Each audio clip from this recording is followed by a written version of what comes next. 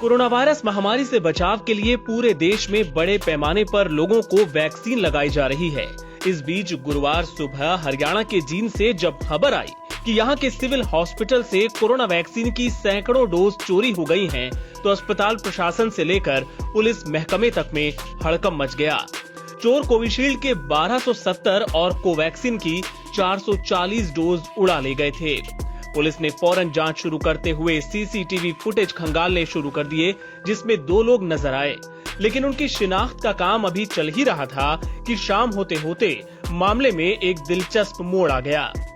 हुआ ये कि सिविल लाइन थाने के सामने चाय की दुकान पर कथित तौर पर एक चोर वैक्सीन की 622 डोज छोड़कर चला गया। बताया जा रहा है कि चोर ने चाय की दुकान पर बैठे एक बुजुर्ग को ये थैला सौंपा और कहा कि ये थाने के मुंशी का खाना है। बस इतना कहते ही वो फरार हो गया। बुजुर्ग उस थैले को लेकर थाने पहुंचा और जब उसे खोला गया तो सब हैरान रह गए। थैले में कोरोना की वैक्सीन थी और साथ में ये नोट जिसमें हाथ से लिखा हुआ था सॉरी, पता नहीं था कोरोना की दवाई है। पुलिस को इस थैले से कोवैक्सीन की 440 और कोविशील्ड की 182 शीशियां मिली हैं, यानी कुल 622, लेकिन चोरी हुई थी 1710 शीशियां। ऐसे में अब पुलिस बची हुई वैक्सीन को बरामद करने का प्रयास कर रही है।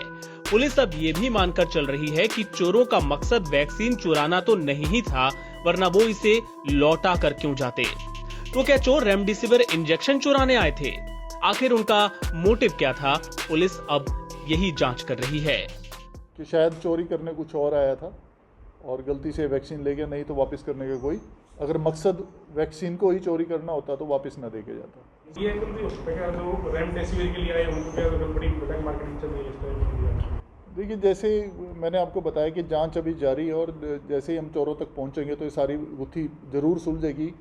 इसमें कोई दो राय नहीं है कि उनका कुछ न कुछ तो मोटिव रहा है, और मोटिव वैक्सीन नहीं था यह कहना इसलिए उचित होगा क्योंकि उन्होंने जो वैक्सीन थी वो वापस रिटर्न भी कर दी। लेकिन अब बड़ा सवाल ये भी है कि क्या लगभग 12 घंटे तक फ्रीजर से बाहर रहने के बाद कोरोना वैक्सीन के ये डोज इस्तेमाल के लायक रह गए हैं?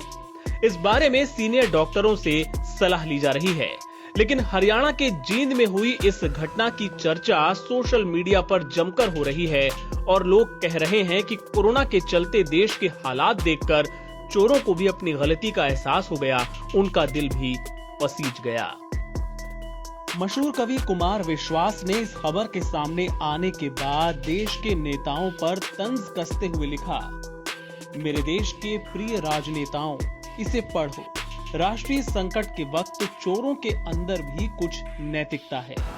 सबको सम्मति दे भगवान, लड़ेंगे जीतेंगे। कुमार का ये ट्वीट भी सोशल मीडिया पर खूब शेयर किया जा रहा है। एनबीटी ऑनलाइन की रिपोर्ट।